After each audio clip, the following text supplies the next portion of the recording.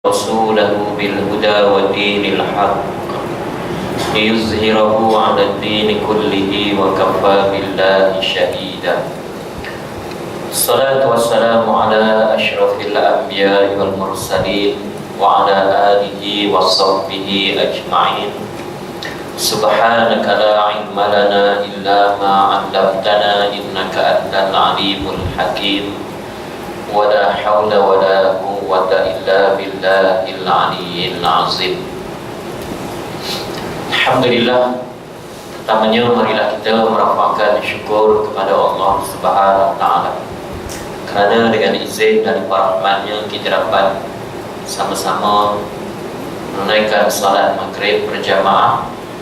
Dan sebagaimana biasa, marilah kita niat i'tikaf untuk sama-sama kita berada dalam majlis ilmu ini di antara maghrib dan isyak. Dan insyaAllah tajuk kita pada malam ini, tuan-tuan sekalian, berkaitan hikmah di sebalik ujian ataupun hikmah di sebalik musibah. Baru sebentar tadi, tuan-tuan sekalian, kita baru saja membaca tahlil. Kita sedekahkan kepada arwah yang baru meninggal dunia pada selepas subuh pagi tadi. Semua orang dalam dunia ini tak nak mati, tuan-tuan sekalian, tak nak ditimpa musibah. Musibah ini, tuan-tuan sekalian, sama ada berbentuk kematian, sama ada berbentuk kesedihan, sama ada berbentuk kegagalan, ya, ataupun apa sahaja, tuan-tuan sekalian, yang tidak digemari, tidak disukai oleh manusia. Walaupun manusia tak suka, tuan-tuan sekalian, perkara ini mesti akan berlaku. Ya, kullu nafsin za'iqatul maut. Setiap yang bernyawa pasti dia akan mati. Ya, setiap orang yang hidup, setiap yang bernyawa pasti dia akan sampai kepada saat pengakhiran hidupnya, kematian. Jadi sebab itu, tuan-tuan sekalian, ya, dalam dunia ini Allah Subhanahu wa taala menurunkan ujian, menurunkan musibah, menurunkan dugaan, yang mana merupakan, tuan-tuan sekalian, suatu peraturan Allah, ya, satu sunnatullah di atas muka bumi ini. Bila disebut ujian, tuan-tuan sekalian, sudah pasti dikaitkan dengan iman seseorang.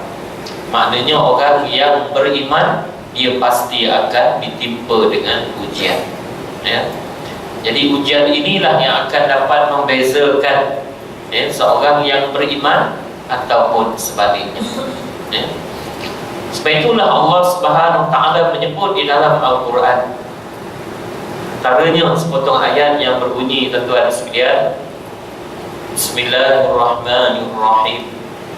Alif Lam Mim. Ahasiban nas ayyutraku ayyaqulu amanna wa hum la yuftanun. Walaqad fatanna alladhina min qablihim falaya'lamanna Allahu alladhina sadaqu wa la ya'lamanna al-kazibin. Ya, Alif Lam Mim. Adakah manusia itu mereka mengira dan mereka menyangka dibiarkan mengaku mereka beriman kepada Allah Subhanahu wa taala sebelum ditimpakan kepada mereka, ya, musibah ataupun ujian daripada Allah Subhanahu wa taala. Sesungguhnya orang-orang yang sebelum daripada kamu, mereka diberikan ujian, mereka ditimpakan dengan musibah, mereka diberikan, tuan-tuan sekalian, mihnah, ujian, tribulasi, ya, dan apa sahaja namanya untuk menguji di kalangan mereka siapakah yang lebih beriman di sisi Allah Ta'ala. Apabila ditimpa ujian, dia beriman. Maknanya apabila ditimpa ujian, dia reda dengan ketentuan daripada Allah Ta'ala, ya. Dan orang-orang yang apabila ditimpa dengan ujian mereka, tuan-tuan sekalian, mendustakan Allah Ta'ala, ya, mereka yang tak boleh terima kematian.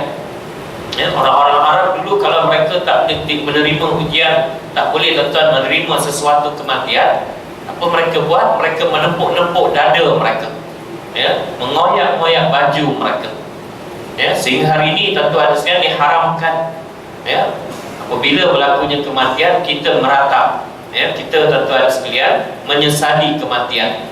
Kita tuan-tuan sekalian menepuk dada kita, ya. Kita tuan-tuan sekalian mengoyak-ngoyak baju kita. Kerana ini merupakan satu daripada amalan perbuatan jahiliyah, tuan-tuan sekalian, ya. Ini orang yang tak boleh terima kematian, tuan-tuan sekalian. Tapi orang yang beriman, tuan-tuan sekalian, apabila mereka ditimpa ujian oleh Allah Subhanahu Wa Taala, tuan-tuan sekalian, maka mereka ini, tuan-tuan sekalian, akan redha dengan ketentuan daripada Allah Taala, ya. Mereka maknanya apa, tuan-tuan sekalian? Menerima suratan takdir yang telah ditentukan oleh Allah Taala, ya. Kita sayang kepada isteri kita, tuan-tuan. Kita sayang kepada anak kita. Kita sayang, tuan-tuan sekalian, kepada ibu dan ayah kita. Kita sayang segala-galanya di atas dunia ini. Tetapi, tuan-tuan sekalian, kita kena ingat isteri kita, suami kita, anak kita, ayah ibu kita, rumah kita, kereta kita, semua ini merupakan pinjaman daripada Allah Ta'ala. Bila-bila masa sahaja dia boleh tarik balik, ya. Bila-bila masa sahaja, tuan-tuan sekalian, dia boleh ambil balik, ya. Sebab itu bila kita menerima sesuatu musibah, sesuatu ujian, sesuatu kematian, qalu inna lillahi wa inna ilaihi raji'un. Katakanlah, ya, inna lillah, kami semua ini datangnya daripada Allah Ta'ala, dan hanya kepada Allah kami akan dikembalikan. Jadi maknanya, tuan-tuan sekalian, kita ini semuanya barang pinjaman, ya. Jadi bila, tuan-tuan, diterima ataupun, tuan-tuan, bila kita diambil balik pinjaman tersebut, diuji dengan kematian dan sebagainya, redha dengan ketentuan daripada Allah. Mana ada orang dalam dunia ini, tuan-tuan sekalian, yang boleh, tuan-tuan, mereka menongkat langit hidup selama-lamanya. Tidak ada, tuan-tuan, ya. Setiap orang ada dia punya tempoh mati dia, bukan sekadar kepada manusia, ya, tetapi kepada semua perkara, ya. Tuan, hari ini kalau beli barang, tuan-tuan, susu cair misalnya, tengok belakang tinnya ada tulisan tarikh tamatnya bila, tarikh dikilapkan bila, tarikh expirednya bila, tuan-tuan, ya. Dunia pun macam itu juga, tuan-tuan sekalian. Allah Ta'ala jadikan dunia ini, tetapi ada dia punya tarikh penamatnya, ya. Cuma kita manusia, tuan-tuan sekalian, yang tidak tahu bila, tuan-tuan sekalian. Saya nak beri contoh, tuan-tuan sekalian. Tahun 1990-an, ya, berlaku di negara kita, tuan-tuan sekalian, ya. Dia berlaku kepada seorang pegawai pemerintah Tentera Laut Diraja Malaysia, TLDM, yang berpangkalan di Lumut, Perak, tuan-tuan sekalian. Satu masa, tuan-tuan sekalian, dia balik cuti hari raya bersama keluarga dan anak-anaknya Kelantan, ya. Dia bertugas di Lumut, balik ke Kelantan, dan daripada Kelantan balik semula untuk bertugas di Lumut, tuan-tuan sekalian. Lalu lebuh raya, tuan-tuan sekalian, Timur Barat. Timur Barat ni, tuan-tuan sekalian, daripada Great ke, tuan-tuan sekalian, Jeli, Kelantan. Atau jadi ke Kota Baru lah, tuan-tuan sekalian. Kalau tuan-tuan tak pernah lalu jalan lebuh raya Timur Barat ni, tuan-tuan, antara yang bahaya, tuan-tuan, bengkak-bengkok jalan. Kaki motor, bikers memang seronok lah, tuan-tuan, boleh lipat sana, lipat sini, ya. Malam, tuan-tuan, kalau nasib baik, lepas 10 ataupun selepas 12 malam, bukan sekadar bertemu dengan kereta yang tak banyak, memang dinasihatkan jangan ataupun tidak melalui jalan tersebut lepas daripada malam, lepas daripada 8, 10 dan sebagainya, tuan-tuan sekalian. Tuan akan berjumpa, tuan-tuan sekalian, dengan gajah, tuan-tuan. Ini biasa, tuan-tuan, ya. Bak gajah ni, tuan-tuan sekalian, duduk di hutan. Tapi bila malam, tuan-tuan, dia panas, dia nak, tuan-tuan sekalian, hangatkan badan dia. Dia, tuan-tuan, tepi highway, tuan-tuan, ya. Dia, tuan-tuan, berjalan. Saya pernah, tuan-tuan, berjumpa 2-3 kali. Hamba Allah ni, tuan-tuan sekalian, berkereta daripada Kelantan. Dia satu kereta dengan isteri, dengan 2 anaknya. Satu kereta lagi anak-anaknya sahaja. Satu kereta Mercedes, anaknya naik 4 orang. Semuanya anak perempuan. Semuanya anak perempuan, semuanya, tuan-tuan, 20-an. Semuanya sedang belajar di universiti dalam dan luar negeri, cuti balik tuan-tuan sekalian. Ya. Jadi lepas daripada tuan-tuan perjalanan konvoi berkereta, berdua kereta tadi tuan-tuan sekalian, semuanya okey. Tapi bila tuan-tuan sampai dekat Felda, saya dengar nama Felda tersebut tuan-tuan, dekat sampai Greek tuan-tuan sekalian. Ya. Jadi hari Jumaat, ayah ni pun ajak, walaupun dia musafir tuan-tuan. Dia ni tuan-tuan, walaupun pegawai berapa bintang saya tak ingat laksamana tuan-tuan sekalian, tetapi tuan-tuan sekalian dia cukup beragama. Cukup tuan-tuan menjadikan agama dalam kehidupannya. Jadi dia berhenti sembahyang Jumaat sambil tunggu anaknya yang 4 orang satu kereta tadi di belakang tak muncul-muncul lagi. Ya. Habis sembahyang tuan-tuan sekalian, ya, sampai berita kepadanya ada satu kereta ya masuk dalam gaung tak jauh daripada tempat dia berhenti sembahyang Jumaat tadi. Lalu dia pun bergegas ke situ dan dilihat rupanya yang jatuh ke gaung tersebut ialah satu kereta yang dipandu oleh anaknya berempat. Yang perempuan tadi semuanya meninggal dunia, kemalangan. Wallahu a'lam, mengantuk ke apa ke, jatuh gaung mati. Ya. Dan dibawalah balik tuan-tuan sekalian, isterinya tuan-tuan sekalian, ibu kepada anak-anak tersebut memandikan mayatnya. Ya, keempat-empat anak tersebut dia mandikan, dia kafankan, ya. Kemudian sama-sama tuan-tuan dikebumikan. Orang pun hairan tuan-tuan sekalian, macam mana dia ada kekuatan. Ada orang tuan-tuan dapat ya, anak dia mati seorang boleh jadi gila tuan-tuan. Ini sekali 4 orang mati tuan-tuan sekalian.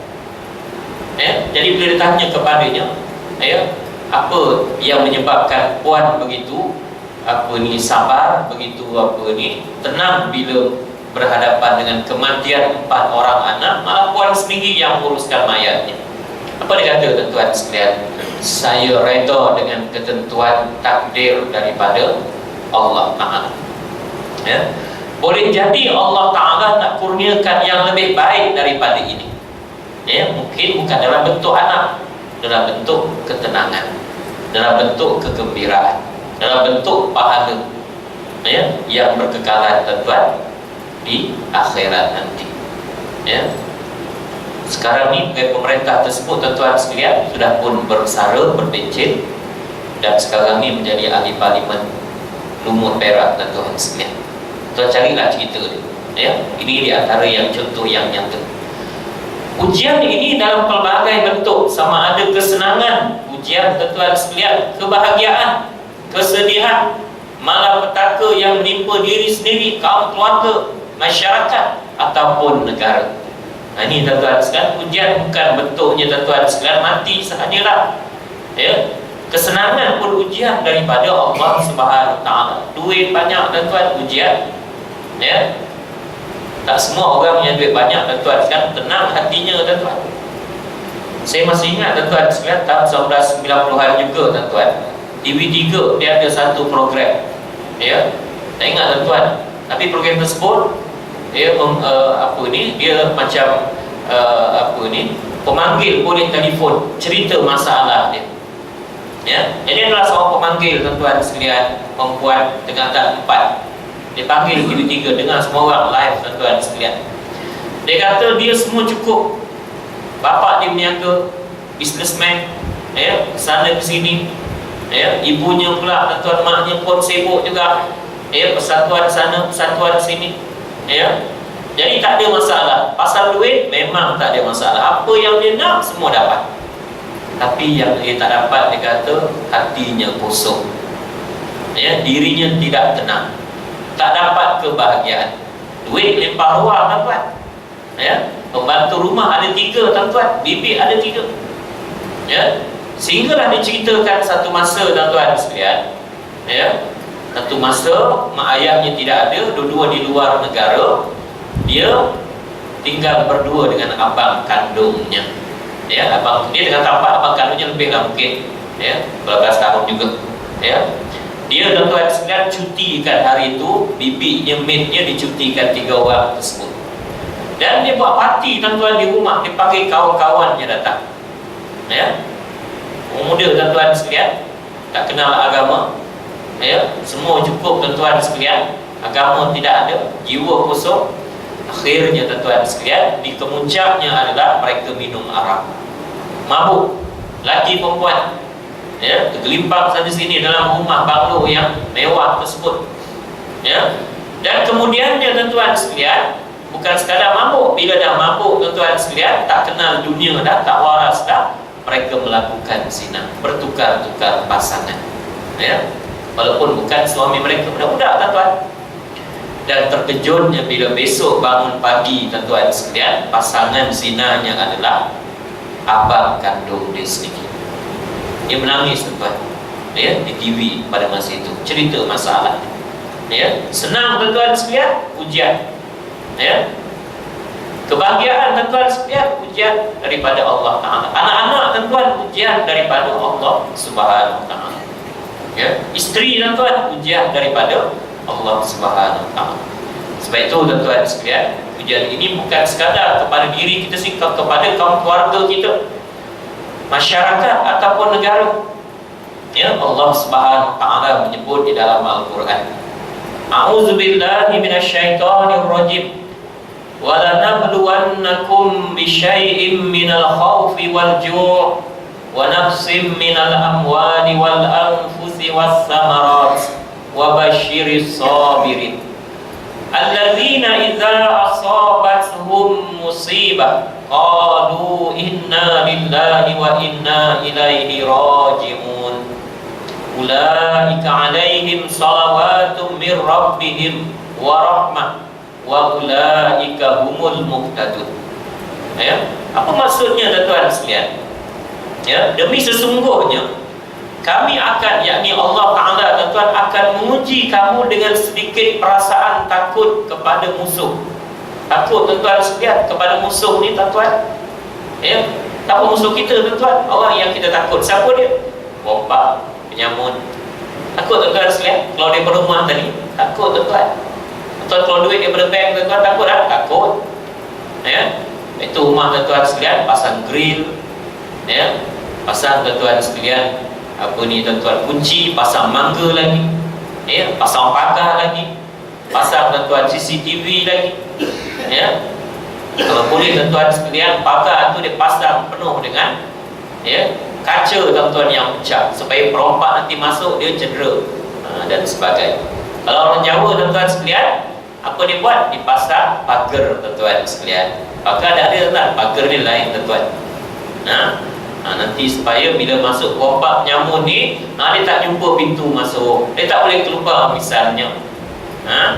Jadi tuan-tuan sekalian, tak apa tuan-tuan, boleh ke? Boleh tuan-tuan, kalau gunakan ayat-ayat Allah.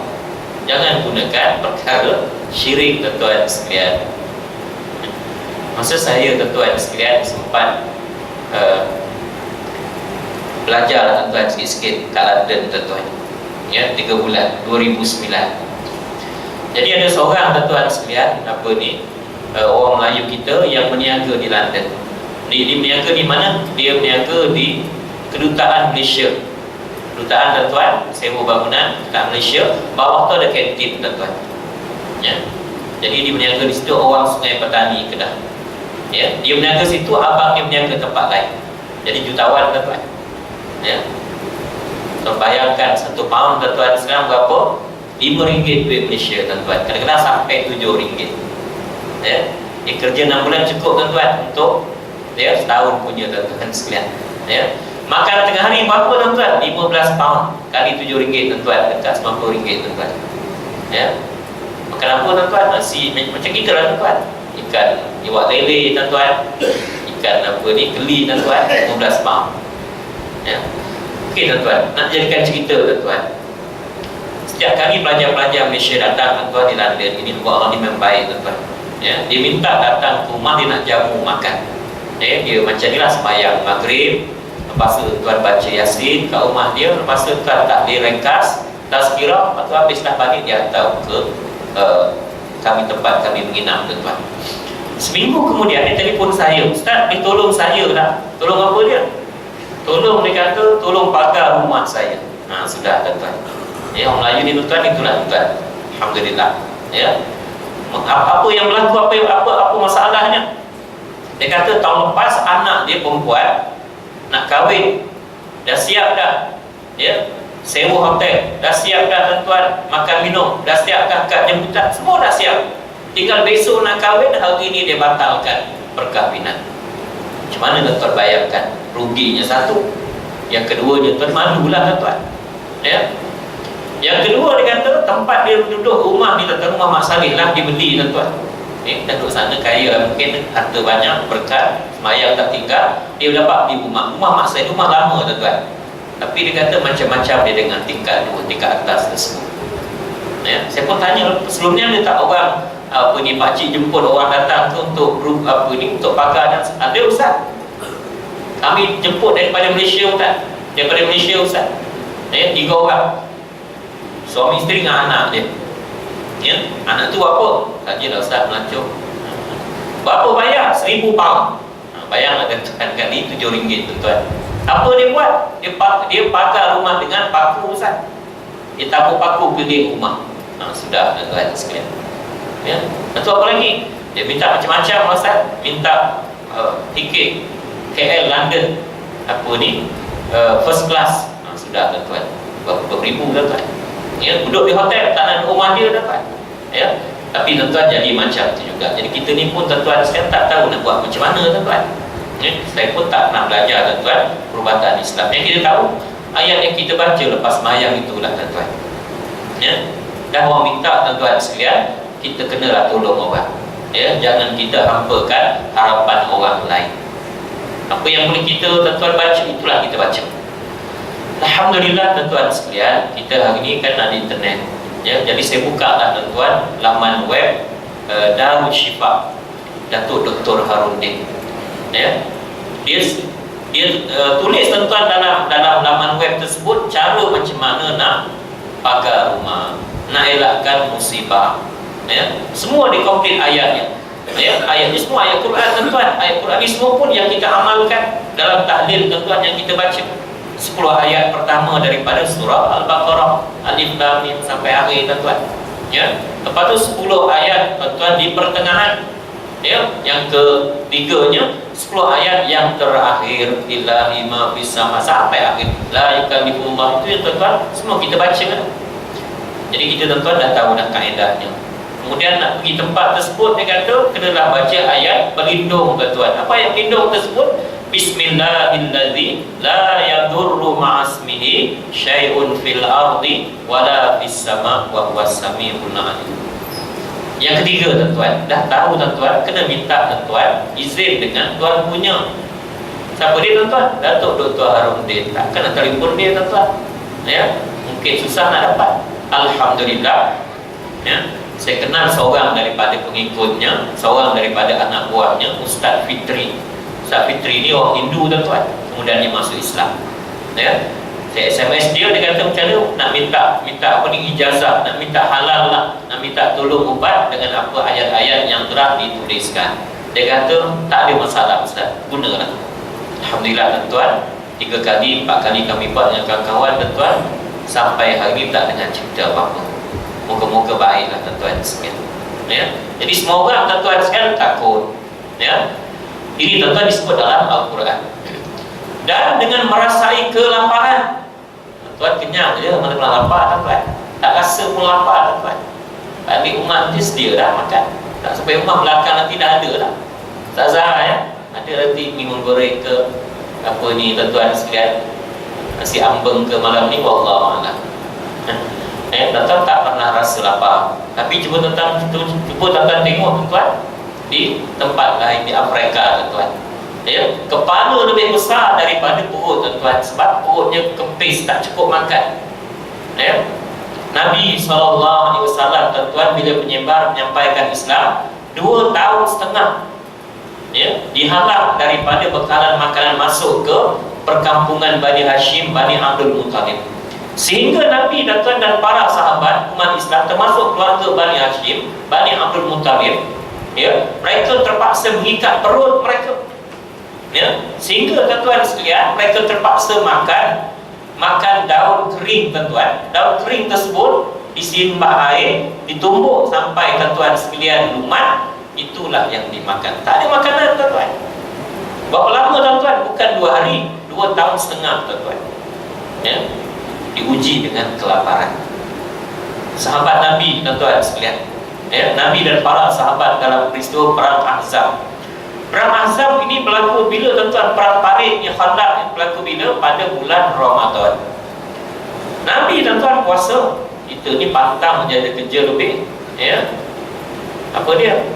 Dulu, tuan-tuan, mukul padi, confirm lah tak puasa, tuan-tuan. Nabi, tuan-tuan, pegang, tuan-tuan sekalian, Nabi dan para sahabat, tuan-tuan sekalian, ya, siang hari bulan puasa, tuan-tuan, siang menggali parit, menggali kubu, tuan-tuan.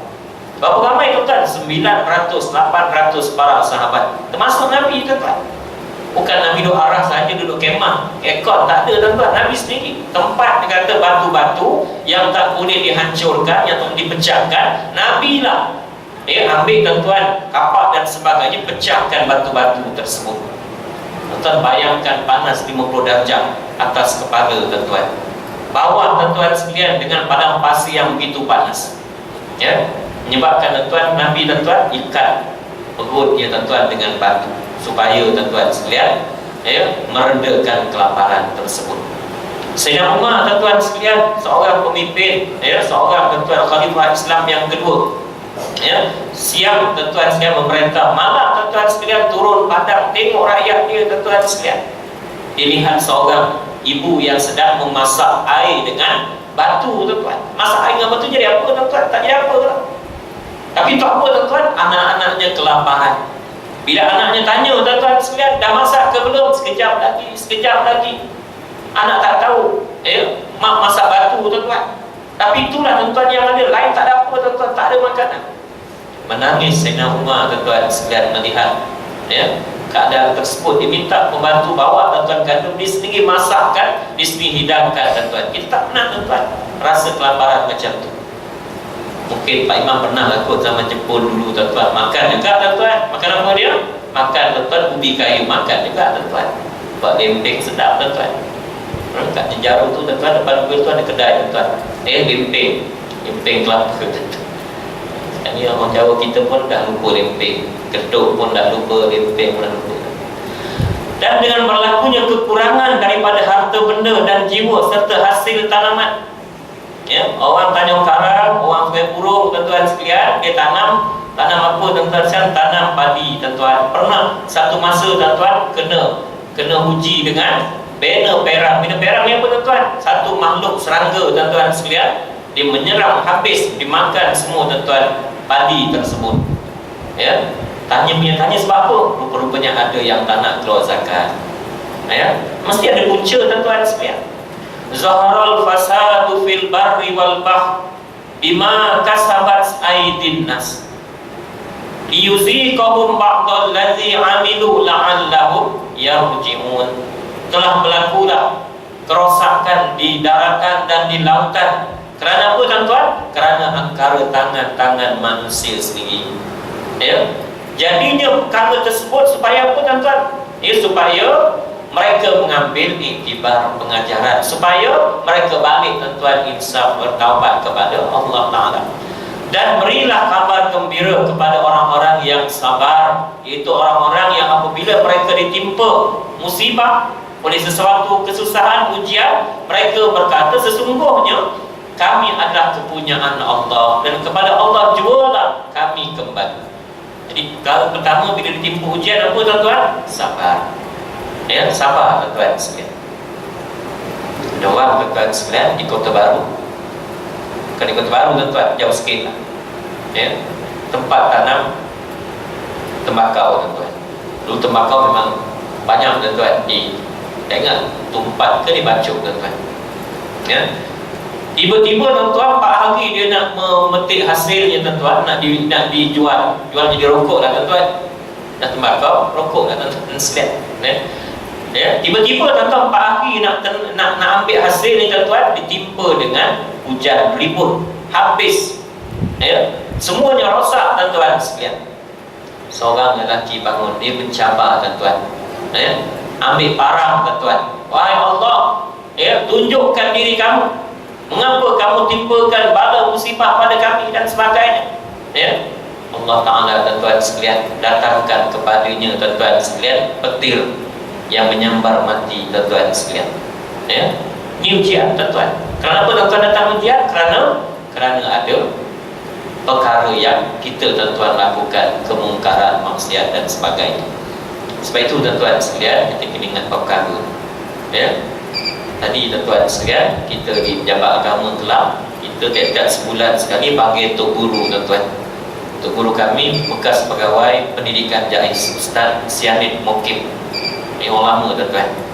Ya, kita cerita tuan-tuan pasal MH370.